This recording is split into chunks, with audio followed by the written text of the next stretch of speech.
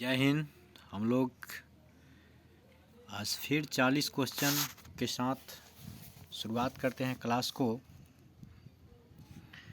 Question पहला है, निम्नलिखित में से कौन सी प्राकृतिक आपदा नहीं है। निम्नलिखित में से कौन सी प्राकृतिक आपदा नहीं है। तो ये जो आतंकवाद है ना, ये जो आतंकवाद है ये प्राकृतिक आपदा नहीं है। बाकी बात सुनामी, बाढ़ और हिमस्खलन ये सब जो भी है ये सभी प्राकृतिक आपदा हैं। अगली प्रश्न है, सबसे उत्तम किस्म का कोयला होता है।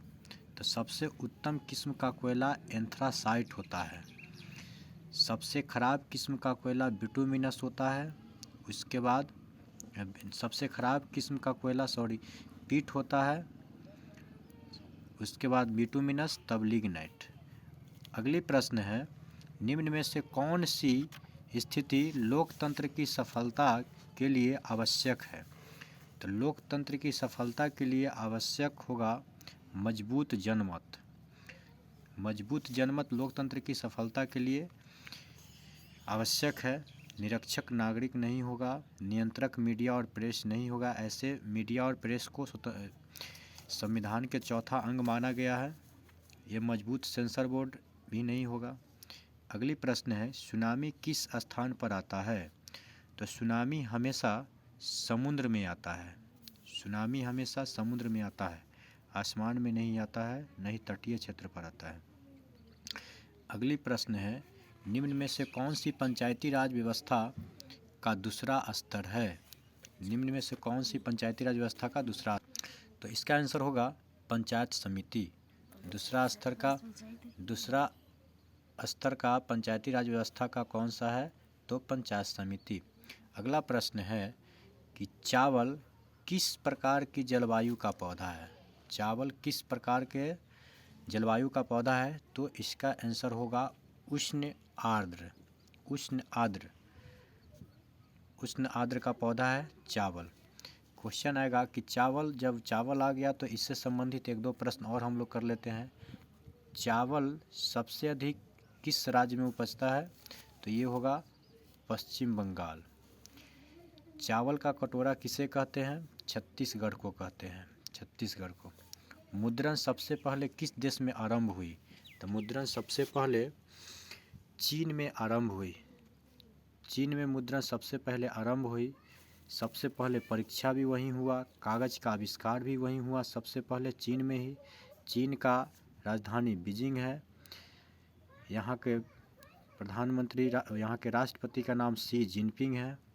अगली प्रश्न है, भारत में वित्तीय वर्ष होता है। तो भारत में वित्तीय वर्ष होता है 1 अप्रैल से लेकर 31 मार्च के बीच। फिर अगली प्रश्न है, किस वर्ष साइमन कमीशन भारत आया। तो साइमन कमीशन 1928 ईस्वी में भारत आया। साइमन कमीशन 1928 ईस्वी में भारत आया।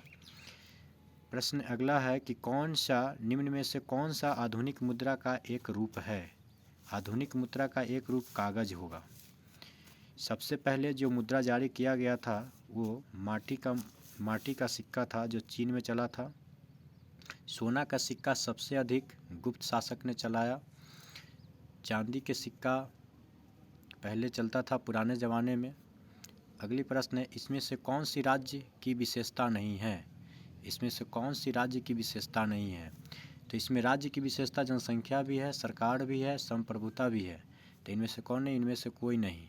इसका आंसर यही होगा, इनमें से कोई नहीं। अगली प्रश्न है, जिस देश की राष्ट्रीय आय अधिक होती है वह देश क्या कहलाता है। जिस देश की राष्ट्रीय आय अधिक हो वह देश क्या कहलाएगा। तो इसका आंसर हो जाएगा विकसित देश कहलाएगा। निम्न में से कौन सा मुद्रा एक आधुनिक रूप नहीं है। निम्न में से कौन सा मुद्रा का एक आधुनिक रूप नहीं है, तो इसका आंसर हो जाएगा जमा। मुद्रा का एक आधुनिक रूप नहीं है जमा। 95 स्थापनाएं किसकी रचना है। 95 स्थापनाएं किसकी रचना है, तो ये आंसर हो जाएगा मार्टिन लूथर का। गुटेनबर्ग ने सर्वप्रथम किस पुस्तक की छपाई की थी। इसका आंसर होगा बाइबिल। गुटेनबर्ग को प्रिंटिंग प्रेस का जन्मदाता कहा जाता है? इनका जन्म जर्मनी के मेंजनगर में हुआ था। फिर अगली प्रश्न है, अखिल भारतीय किसान सभा का गठन कब किया गया था? अखिल भारतीय किसान सभा का गठन कब किया गया था? तो किया गया था 1936 ईस्वी में। 1929 ईस्वी में लाहौर में कांग्रेस का अधिवेशन हुआ था। 1928 ईस्वी में साइमन कमीशन भारत आया था। 1920 से 22 के बीच में भारत में असहयोग आंदोलन महात्मा गांधी के द्वारा चलाया गया था। परिवहन के साधनों में सबसे सस्ता परिवहन का साधन क्या है? तो ये होगा जल। जल का परिवहन सबसे सस्ता होता है। सबसे महंगा होगा वायु का परिवहन, सबसे महंगा वायु का परिवहन, और इसके बाद सड़क का, उसके बाद रेल का। भारत में किस राज्य की प्रति व्यक्ति सबसे कम है? तो सबसे कम किस राज्य की प्रति व्यक्ति है कम? तो बिहार का है। सबसे अधिक अगर क्वेश्चन पूछा जाए किस राज्य का है, तो गोवा का। गोवा की राजधानी कहाँ है? पणजी। पंजाब है तो पंजाब की राजधानी कहाँ है? चंडीगढ़। पंजाब को 5 नदियों का भूमि बोला जाता है। हरियाणा की राजधानी कहाँ है? तो हरियाणा की राजधानी भी चंडीगढ़ है, और चंडीगढ़ खुद अपने आप में एक केंद्र शासित प्रदेश भी है। अगली प्रश्न है, हॉलमार्क को किस वस्तु के लोगों के रूप में उपयोग किया जाता है? तो हॉलमार्क सोने के आभूषण में उपयोग किया जाता है। विश्व पर्यावरण दिवस कब मनाया जाता है? विश्व पर्यावरण दिवस 5 जून को मनाया जाता है। 5 जून को विश्व पर्यावरण दिवस मनाया जाता है। 22 मार्च को विश्व जल दिवस मनाया जाता है। 22 अप्रैल को विश्व पृथ्वी दिवस मनाया जाता है। फिर अगली प्रश्न है, कानवार कांवर झील कहाँ है? तो कानवार या कांवर झील बेगूसराय में है। कानवार या कांवर झील बेगूसराय में है। नालंदा में विश्व का सबसे बड़ा विश्वविद्यालय नालंदा में है। भागलपुर बिहार का ही एक ज़िला है जहाँ पर एक हवाई अड्डा है। दरभंगा में भी एक नया हवाई अड्डा बना है। अगला है प्रश्न, भारत में Tata hydro electric power station की स्थापना कब की गई थी? भारत में Tata hydro electric power station की स्थापना कब की गई थी? तो ये होगा 1910। 1907 ईस्वी में स्टील अथॉरिटी ऑफ इंडिया की स्थापना किया गया था। 1962 में भारत चीन के बीच युद्ध हुआ था। 1951 ईस्वी से भारत में कार्यकाल चलता है प्रथम पंचवर्षीय योजना 1951 से 56। डॉक्टर मेधा पाटेकर घनिष्ठ रूप से जुड़ा हुआ है। तो मेधा पाटेकर घनिष्ठ रूप से जुड़ा हुआ है, इसका आंसर हो जाएगा नर्मदा बचाओ आंदोलन से। नर्मदा क्वेश्चन आता है कि नर्मदा बचाओ में नर्मदा क्या है? तो नर्मदा बचाओ में नर्मदा एक नदी का नाम है। इसमें गंगा भी ऑप्शन है। तो गंगा भारत का राष्ट्रीय नदी है। इसकी लंबाई 2525 किलोमीटर भारत में है। भारत का सबसे लंबी नदी गंगा नदी ही है। गंगा नदी को मान्यता 2008 ईस्वी में राष्ट्रीय नदी के रूप में मिला है। अगली प्रश्न है, सर्वप्रथम व्यावसायिक बैंकों का राष्ट्रीयकरण कब किया गया था? तो व्यावसायिक बैंकों का राष्ट्रीयकरण 1969 ईस्वी में किया गया था। एक और इसमें प्रश्न आता है कि 1956 ईस्वी में SBI बैंक का राष्ट्रीयकरण किया गया था, क्या इसे भी राष्ट्रीयकृत बैंक माना जाता है?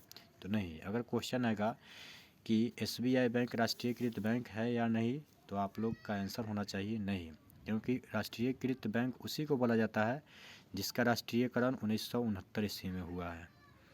भारत में सबसे पुराना तेल भंडार कहाँ है? तो वो है डिगबोई। और डिगबोई कहाँ है? डिगबोई असम में है। फिर अगली प्रश्न है, भारत में किस खनिज का अभाव है? भारत में किस खनिज का अभाव है? तो इसका आंसर हो जाएगा लेड। भारत में लेड सीसा का अभाव है। सीसा का सूत्र Pb होता है। बॉक्साइट यह एल्युमिनियम का एक अयस्क है। लोहा का संकेत Fe होता है। परमाणु संख्या 26 होता है। अभ्रक को माइका भी बोला जाता है। अगला प्रश्न है, भारत में किस तरह के लोकतंत्र की व्यवस्था की गई है? तो भारत में प्रत्यक्ष और अप्रत्यक्ष दोनों प्रकार के लोकतंत्र है। प्रत्यक्ष बोलते हैं डायरेक्ट, और अप्रत्यक्ष को बोलते हैं इनडायरेक्ट। पर डायरेक्ट डेमोक्रेसी और इनडायरेक्ट डेमोक्रेसी, डायरेक्ट डेमोक्रेसी में मुखिया, विधायक, संसद का चुनाव होता है, अर्थात जिसमें जनता स्वयं मत देकर उसको विजय बनाए, उसको प्रत्यक्ष लोकतंत्र कहते हैं। जिसमें जनता के द्वारा चुना गया प्रतिनिधि किसी को वोट देकर जिताए, उसको अप्रत्यक्ष लोकतंत्र कहते हैं। अगला प्रश्न है भारत में कान्हा राष्ट्रीय पार्क कहाँ है? भारत में कान्हा राष्ट्रीय पार्क प्रसिद्ध है किसके लिए? भारत में कान्हा राष्ट्रीय पार्क प्रसिद्ध है बाघ के लिए। बाघ आता है तो हमारा प्रश्न है कि भारत का राष्ट्रीय पशु क्या है? बाघ। बाघ का वैज्ञानिक नाम पैंथेरा टाइग्रिस है। पैंथेरा टाइग्रिस बाघ का वैज्ञानिक नाम है। बाघ का भारत के राष्ट्रीय पशु के रूप में 1973 ईस्वी में मान्यता मिला। 1973 ईस्वी में। शेर का वैज्ञानिक नाम पैंथेरा लियो है। हाथी का भारत का विरासत पशु के रूप में मान्यता 2010 में मिला है। अगला है औद्योगिक क्रांति योजना के तहत पहले शुरू किया गया उद्योग कौन शामिल था? औद्योगिक क्रांति योजना के तहत पहले या शुरू में कौन सा उद्योग शामिल था? तो इसका आंसर होगा कोयला, कपास और लौह। कोयला, कपास और लौह। अगली प्रश्न है किस युद्ध के बाद जर्मनी का एकीकरण पूरा हुआ? किस युद्ध के बाद जर्मनी का एकीकरण पूरा हुआ? तो इसका आंसर हो जाएगा सेडान का युद्ध। सेडान के युद्ध के तहत जर्मनी का एकीकरण पूरा हुआ। अगली प्रश्न है निम्न में से किसे साम्यवाद के संस्थापक माना जाता है? साम्यवाद के संस्थापक निम्नलिखित में से किसको माना जाता है? तो इसका आंसर हो जाएगा कार्ल मार्क्स। कार्ल मार्क्स को वैज्ञानिक समाजवाद का संस्थापक भी माना जाता है और लेनिन को क्रांतिकारी समाजवाद का संस्थापक माना जाता है। अगली प्रश्न है झारखंड के झरिया क्षेत्र में मुख्यतः क्या पाया जाता है? झारखंड के झरिया क्षेत्र में मुख्यतः कोयला पाया जाता है। झारखंड के झरिया क्षेत्र में मुख्यतः कोयला पाया जाता है। अगला प्रश्न है राजनीतिक दलों की नींव सर्वप्रथम किस देश में आया? ब्रिटेन में। राजनीतिक दलों का नींव सर्वप्रथम किस देश में? ब्रिटेन में। भारत में सबसे बड़ा लोकतांत्रिक सबसे बड़ा संविधान, अगर क्वेश्चन है कि सबसे बड़ा संविधान किस देश का संविधान, तो भारत का। सबसे पहला लिखित संविधान किस देश का? तो संयुक्त राज्य अमेरिका का। फ्रांस की राजधानी पेरिस है। पेरिस को सौंदर्य का नगरी बोला जाता है। भारत में नीति आयोग की स्थापना कब हुआ? तो भारत में नीति आयोग की स्थापना 2015 में। क्वेश्चन आएगा कि नीति आयोग का अध्यक्ष कौन होता है? तो पीएम होता है, प्राइम मिनिस्टर। अभी भारत के नीति आयोग का अध्यक्ष कौन है? तो माननीय श्री नरेंद्र मोदी जी हैं। अगली प्रश्न है साम्यवादी घोषणा पत्र के लेखक कौन है? साम्यवादी घोषणा पत्र के लेखक कौन है? तो इसका आंसर हो जाएगा कार्ल मार्क्स और एंगल्स। कार्ल मार्क्स और एंगल्स। निम्नलिखित व्यक्तियों में से कौन लोकतंत्र में रंग भेद के विरोधी नहीं थे? रंग भेद के विरोधी नहीं थे, ये क्वेश्चन है वाला नहीं, आप लोग याद कीजिएगा। तो रंग भेद के विरोधी कौन नहीं थे? तो इसका आंसर होगा जेडी गुड्डी। ये रंग भेद के विरोधी नहीं थे, जबकि रंग भेद के समर्थक थे। मार्टिन लूथर किंग रंग भेद के विरोधी थे। महात्मा गांधी विरोधी थे। एक ओलंपिक के धावक टॉमी स्मिथ और जॉन कार्लोस, ये लोग भी रंग भेद के विरोधी थे।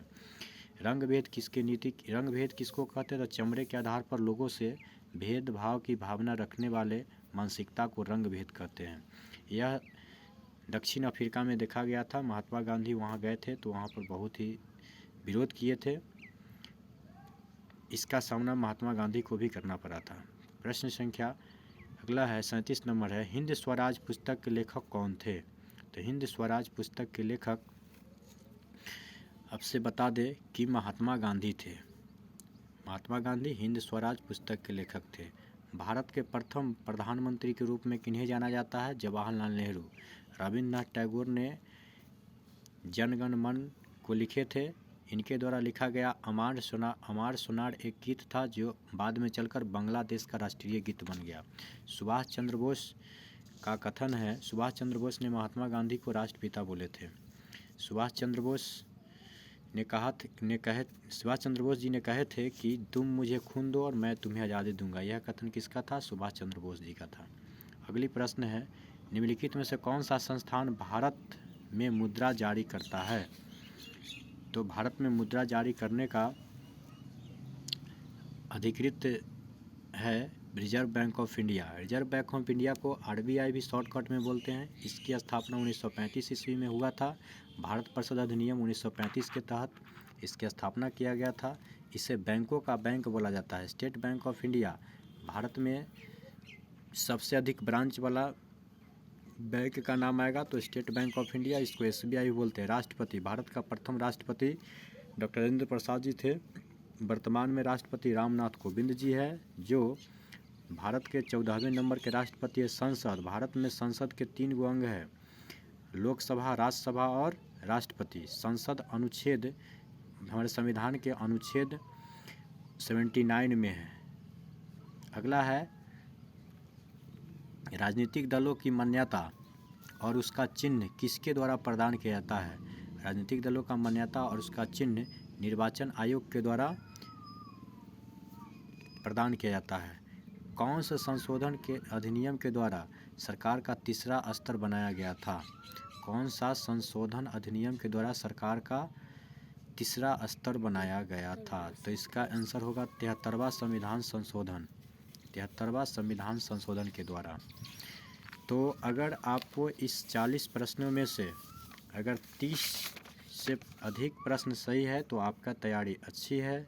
और इसी तरह से अगर आपको यह वीडियो अच्छा लग रहा है तो आप अपना कमेंट कीजिए और राय दीजिए, तो मैं इस तरह से और आगे भी वीडियो बनाता रहूँगा। जय हिंद।